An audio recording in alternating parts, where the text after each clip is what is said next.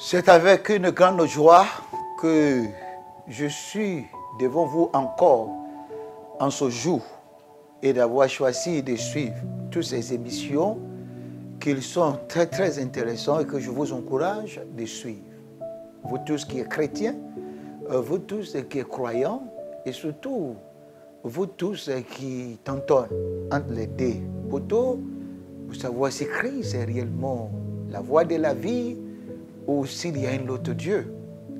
Et je veux que vous continuiez de suivre cette émission. Je suis le pasteur Oula, le premier responsable de la mission évangélique La Montagne de Délivrance, basée ici en Côte d'Ivoire et dans certaines localités. Je suis aussi un écrivain assez planté dans la formation des disciples, dans la transformation d'un païen ou d'un religieux à la vraie image de notre Seigneur Jésus-Christ. C'est pourquoi mes enseignements sont plus portés sur comment vous pouvez marcher avec le Seigneur. C'est vrai que nous sommes aussi dans la prière, dans la délivrance et dans toutes ces choses qui accompagnent le salut. Mais la chose principale est que vous soyez tous établis dans la voie du salut et marcher correctement selon ce que Jésus-Christ nous a prescrit. Que toute la gloire revient à notre Dieu. Nous allons poursuivre notre enseignement intitulé « Comment entendre la voix de Dieu ?» Comment entendre la voix de Dieu? La semaine dernière, j'avais déjà commencé avec le thème « Que veut dire la voix de Dieu ?» Et là, nous avons défini la voix de Dieu selon le mot « la voix de Dieu » en hébreu, qui est appelé « bat-kol » ou autrement dit le daba de Dieu. Là, nous avons vu que la voix de Dieu est les dits de Dieu dans le temps présent. Les dits de Dieu dans le temps présent, ce que Dieu est en train de dire maintenant. Comme apôtre Paul pouvait nous dire dans le livre de Timothée, il dit le Saint-Esprit me dit expressement. Le Saint-Esprit me dit expressement. Cela veut dire, et le Saint-Esprit ne parle pas dans le passé, le Saint-Esprit parle dans le présent. Et nous avons aussi compris que la voix de Dieu est l'instruction que Dieu nous donne pour le temps présent, les actions, les actes que nous devons poser, ce que nous devons faire maintenant. C'est ce que nous appelons la voix de Dieu. Il y a certaines choses qui précèdent la voix de Dieu, telles que les Écritures, qui sont très importantes. Parce que nous voyons beaucoup de personnes qui disent « J'ai entendu la voix de Dieu ». Souvent, la voix de Dieu qu'ils entendent est en contradiction à la parole de Dieu, à ce qui est écrit dans les Écritures. Les Écritures sont bonnes parce que c'est dans les Écritures que nous trouvons la parole de Dieu et c'est dans la parole de Dieu que nous trouvons la vérité. Et c'est pourquoi des choses sont indissociables. La voix de Dieu et la vérité. La voix de Dieu et la vérité. C'est pourquoi dans le livre de Deutéronome chapitre 28, Deutéronome chapitre 28, verset 1, voici ce qui a été dit. Il dit, si tu obéis à la voix de l'Éternel, ton Dieu, si tu obéis à ce que ton Dieu, l'Éternel, ton Dieu, est en train de te dire maintenant, mais pour que tu puisses savoir si ce que tu as entendu est en conformité aux règles de Dieu, aux principes de Dieu, à la loi de Dieu, au commandement de Dieu, et tu dois aussi comprendre que la voix de Dieu doit être mesurée, doit être confirmée, doit être justifiée, doit être pesée ou examinée selon ceci que je vais vous dire. Il dit, si tu obéis à la voix de l'Éternel, ton Dieu, en observant et en mettant en pratique tous ces commandements que je t'ai prescrits, l'Éternel, ton Dieu, te donnera la supériorité sur toutes les nations de la terre. Cela veut dire, la voix de Dieu et la vérité vont ensemble. Alléluia. Le bat-kol et le réma de Dieu vont ensemble.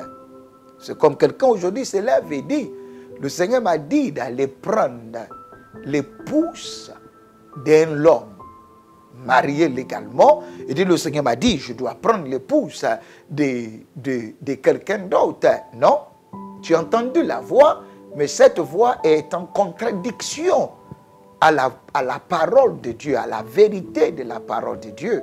Parce que la vérité de la parole de Dieu nous a dit, l'homme ne convoitera pas l'épouse d'un autre homme, la femme d'un autre homme. Ou bien tu dis aujourd'hui, le Seigneur m'a dit d'aller voler. Non, tu as entendu la voix, mais cette voix est en contradiction à la vérité de la parole de Dieu. C'est pourquoi il est bon d'entendre la voix de Dieu. Il est bon aussi de juger cette voix selon la vérité de la parole de Dieu. C'est pourquoi nous allons nous concentrer un peu aujourd'hui sur ce sous-thème, la puissance de la voix de Dieu. La puissance de la voix de Dieu. J'ai les Écritures dans ma main, qui est la Bible. Je lis certaines choses dans la Bible, j'ai entendu ce que Dieu dit, la pensée de Dieu, les voix de Dieu, les principes de Dieu, les témoignages de Dieu, les ordonnances de Dieu, l'évangile, la bonne nouvelle. J'ai entendu toutes ces choses, mais je vais voir comment les pratiquer. Qu'est-ce que Dieu dit vis-à-vis de la vérité que j'ai découverte dans la Bible. Par exemple, un jour, j'écoutais un prédicateur qui disait que nous pouvons maintenant pécher parce que nous sommes sous la grâce. Parce que la Bible dit, où la grâce, où le péché surabonde, la grâce aussi surabonde. Cela veut dire, il y a la grâce, il y a beaucoup de grâce, tout le monde peut pécher. Alléluia. Mais la même parole dit, Dieu va-t-il nous encourager de pécher? Le péché est-il légal? Il a dit, non, loin de là. Alléluia. Donc, la parole de Dieu, si elle n'a pas été révélée à nous dans son contexte, si nous le mettons en pratique en disant que parce qu'il y a la grâce maintenant, je peux vivre dans le péché parce que la grâce m'a été donnée, non, ce n'est pas une vérité. Parce que dans le même passage, il dit le salaire du péché est la mort. Alléluia. C'est pourquoi il est très important que nous arrivons à décerner la voix de Dieu. Je peux avoir la vérité, mais la voix de Dieu me dira si cette vérité est réellement vérité ou non. Alléluia. Je peux avoir une vérité dans la Bible, mais la voix de Dieu me dira si cette vérité est réellement une vérité ou non. Beaucoup de personnes détiennent des vérités, mais qui ne sont pas les vérités selon Dieu, selon le Saint-Esprit. Alléluia. Par exemple, je trouve dans la Bible où Dieu avait apparu à Moïse dans le buisson Adam, et Dieu dit à Moïse, ôte tes souliers, car le lieu là où tu es est un lieu saint. Oui, c'est la parole de Dieu, ôte tes souliers. Certaines personnes le prennent comme une vérité, mais qu'est-ce que le Saint-Esprit dit de là? Alléluia. Qu'est-ce que le Saint-Esprit dit de cette vérité que tu détiens comme une vérité? Ou bien quelqu'un se lève aujourd'hui et il dit que Dieu a dit dans sa parole, Dieu a dit dans sa parole en disant, quitte ton père, quitte ton pays, quitte ton patrie et va. Et chacun quitte sa famille, abandonne ses parents, abandonne ses frères. Je n'ai plus rien à voir avec vous, je me découpe de vous. Parce que la Bible dit que l'ennemi d'un homme vient de sa maison. C'est une vérité. Mais est-ce que cette vérité t'encourage de se séparer complètement et totalement de ta famille biologique, que je veux dire? Et la Bible aussi nous avait dit que les deux, Adam et Ève, étaient tous deux nus. C'est une chose que nous avons vue dans la Bible. Mais est-ce que le Saint-Esprit nous enseigne de marcher nul dans la ville ou bien marcher nul pour aller dans une église ou bien dans une assemblée? La vérité reste la vérité, mais cette vérité devient en réalité la vérité à pratiquer si nous entendons la voix de Dieu. C'est pourquoi nous allons voir la puissance de la voix de Dieu. La puissance du bat-call. Première chose, la voix de Dieu est puissante. La voix de Dieu est puissante. Quand Dieu nous dit une parole, quand Dieu nous parle, quand nous entendons la voix de Dieu, La puissance de Dieu accompagne sa voix. Dieu avait dit à Moïse, il dit Moïse, va vers Pharaon. C'était la voix de Dieu. Allez chez Pharaon et dit à Pharaon, laisse mon peuple partir. Moïse regardait sa personne et il disait, qui suis-je pour me présenter devant le grand Pharaon? Mais puisqu'il avait entendu la voix de Dieu, Moïse, qui était recherché par des Égyptiens, apparaît devant toute la congrégation, toute l'assemblée des dirigeants des Égyptiens, et tout le monde s'inclinait devant lui. Pourquoi? La parole de Dieu qu'il avait entendue l'avait rendu fort et puissant. Alléluia. Dieu, dans le livre d'un roi chapitre 18, est apparu à Élie. Élie qui fuyait, qui se cachait et qui savait, qui était dans ses cachettes pendant 3 années, parce qu'il y avait Jézabel et Akab et toute l'armée d'Akab qui était à sa recherche. Mais dès que Dieu lui a dit, il dit, lève-toi, présente-toi devant Akab.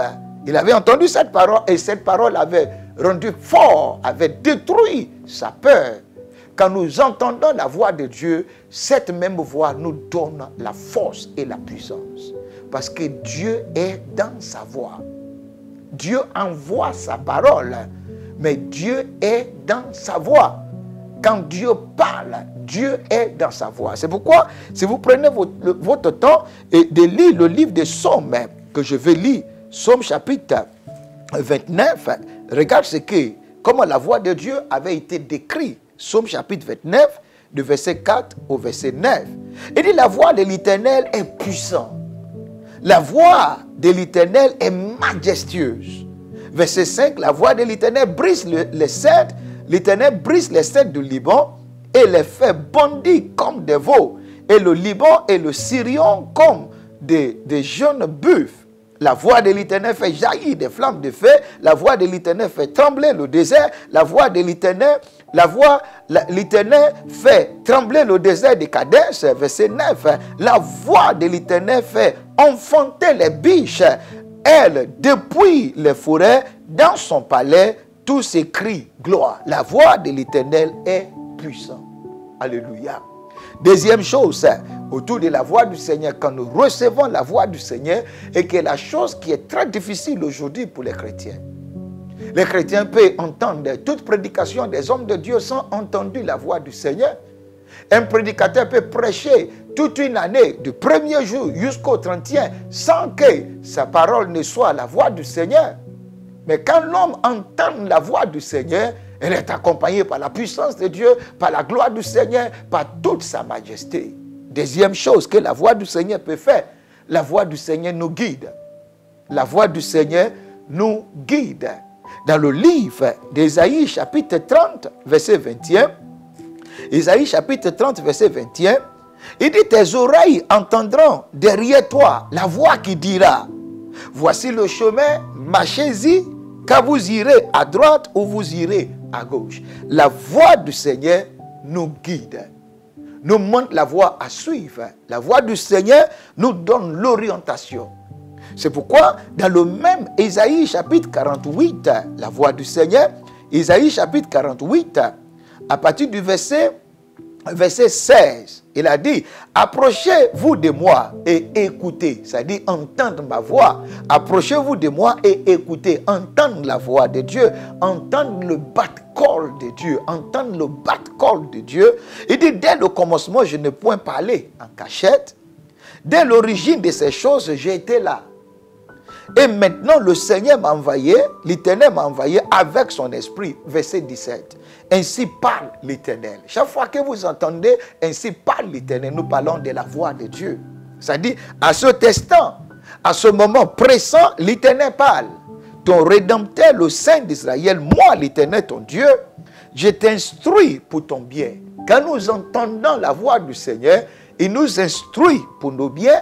Je te conduis dans la voie que tu dois suivre. La voie de Dieu nous conduit dans la voie que nous devons suivre. Il y a plusieurs voies dans la vie, Mais quand nous entendons la voix du Seigneur, ça nous conduit dans la voie profitable, dans la voie qui nous mène au bonheur, dans la voie qui nous donne tout ce que nous désirons, dans la voie qui nous amène à jouir et bénéficier de tout ce que Dieu avait prévu pour nous, la voie de Dieu.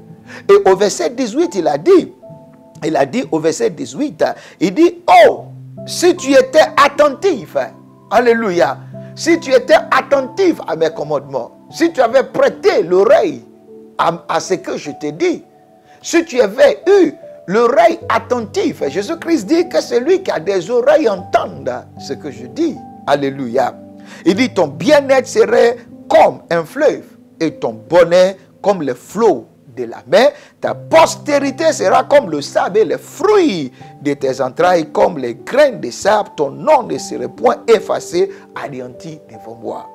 Alors la voix du Seigneur nous guide, nous oriente, nous montre la voie qui mène à la vie, qui mène au salut, qui mène à la vie éternelle, surtout qui nous mène à la vie éternelle. Et troisième chose, la voix du Seigneur nous donne de l'assurance. La voix du Seigneur nous donne de l'assurance. Chaque fois que Dieu nous parle, Dieu est dans sa voix.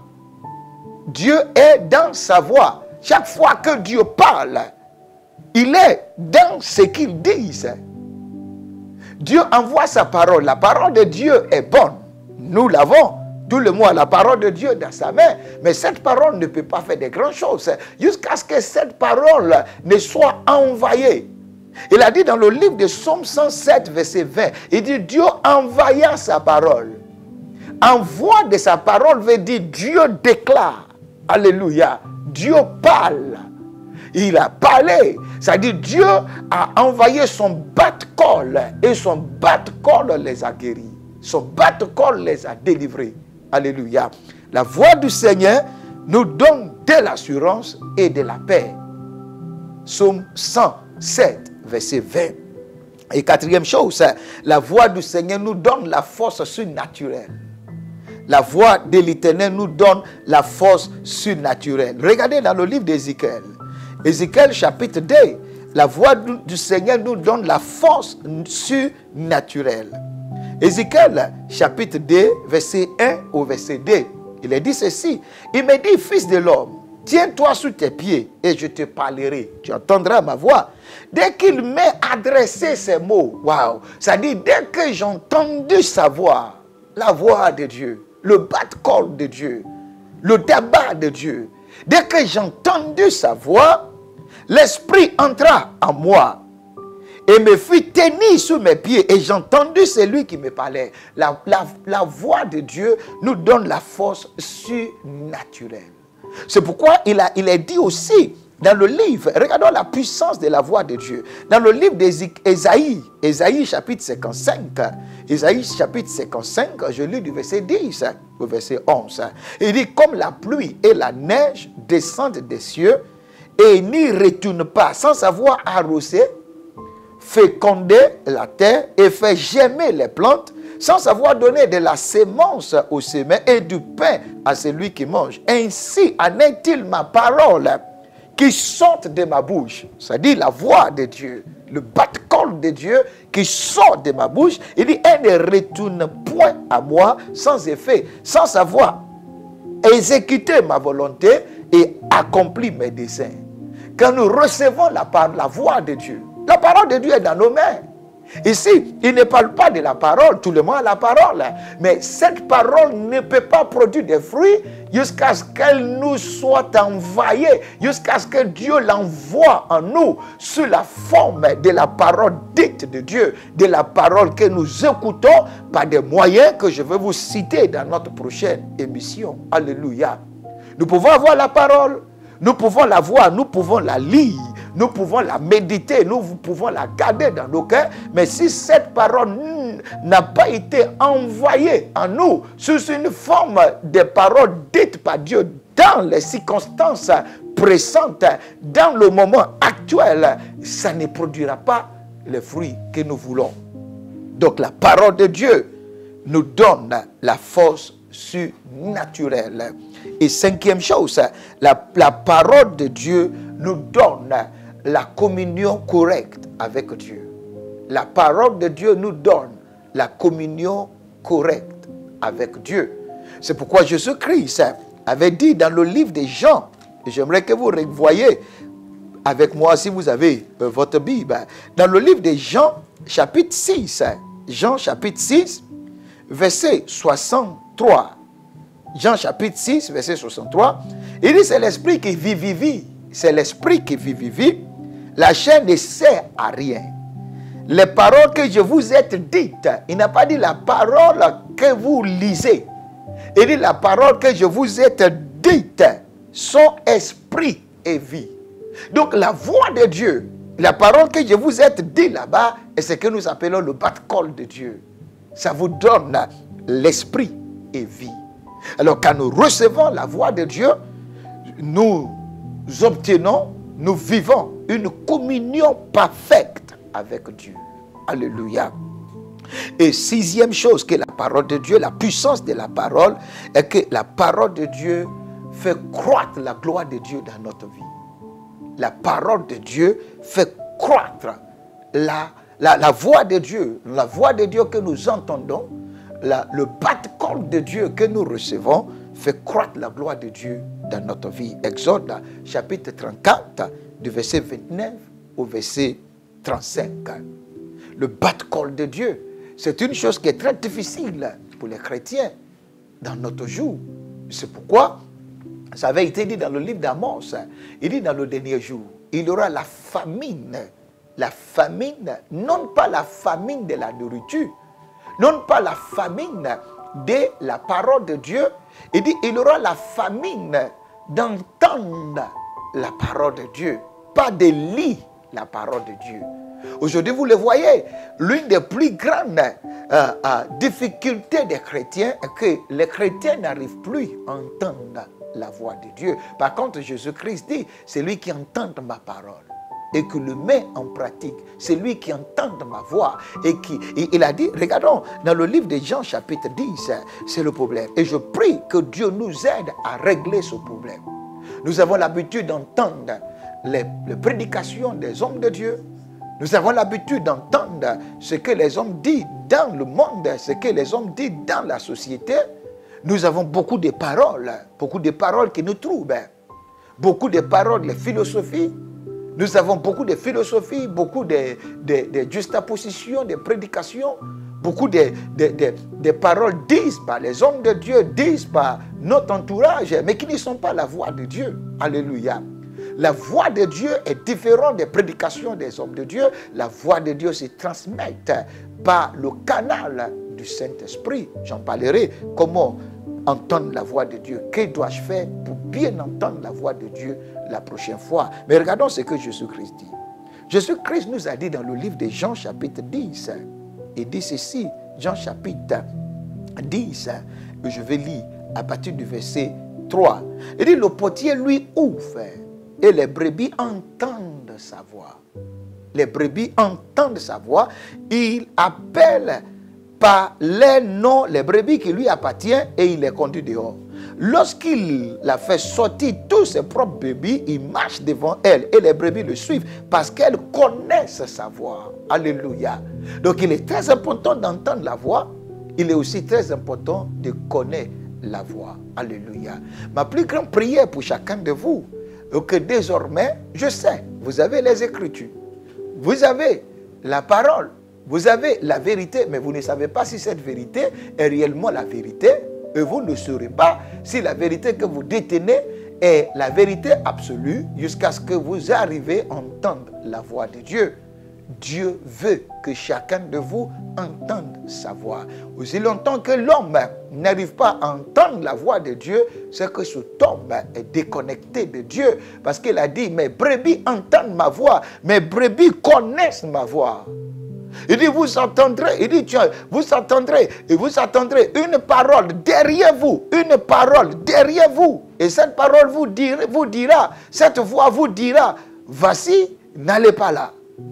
Notre plus grande prière, et qui doit être aussi toi ta prière, soit tu es pasteur, soit tu es apôtre, ou tu es un diacre, ou bien tu es un chrétien, ou même si tu es encore un non-chrétien, il y a une seule chose que tu dois avoir, et que tu dois aspirer, tu dois prier d'avoir, c'est d'entendre la voix de Dieu, le bat-call de Dieu.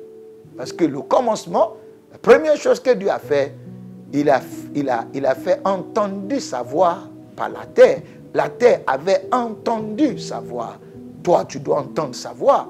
Peut-être tout ce que il te faut dans cette situation où tu traverses, dans ce dilemme où tu te trouves, dans cette difficulté auquel tu es confronté, ou bien dans ce moment décisif où tu ne sais pas quoi faire, et que tu dois entendre la voix de Dieu. Cherche à entendre sa voix. Cherche à connaître sa voix. Cherche à discerner sa voix, parce que sa voix est puissante. Sa voix nous dirige. Sa voix nous donne de l'assurance. La voix de Dieu nous donne la force surnaturelle. Cette même voix de Dieu fait croître notre communion avec Dieu. Et enfin, cette foi fait croître aussi la gloire de Dieu dans notre vie. Je prie au nom de Jésus-Christ que Dieu circoncise votre oreille spirituelle. Que Dieu vous permette d'entendre sa voix. Que Dieu vous permette à reconnaître, à discerner sa voix et à vivre selon sa voix, et que votre vie ne soit plus obscure. La terre était dans l'obscurité. La seule solution qui avait été donnée à la terre est que Dieu avait parlé. Dieu avait parlé. Je prie que tu entendes la voix de Dieu. Je prie que tu entendes la voix de Dieu et que tout ce qui est vide et informe dans ta vie soit reconstruit, soit rétabli, et que la lumière prend le dessus au nom de Jésus-Christ. Merci de m'avoir suivi. Votre serviteur, le pasteur Ola, que je suis. Je prie que Dieu veille sur votre famille, que Dieu veille sur vous, veille sur votre église, et que ce même Dieu veille sur votre nation. Surtout, que Dieu veille sur la Côte d'Ivoire, qui bénisse la Côte d'Ivoire. Je serai très heureux encore d'être devant vous la semaine prochaine, où nous allons continuer sur ce même message, et nous parlerons des choses à faire pour entendre et discerner correctement la voix de Dieu, le bat-call de Dieu, jusqu'à ce que nous revoyons la prochaine fois. Que la paix du Seigneur soit avec vous et que vous recevez le bat-call de Dieu. Shalom.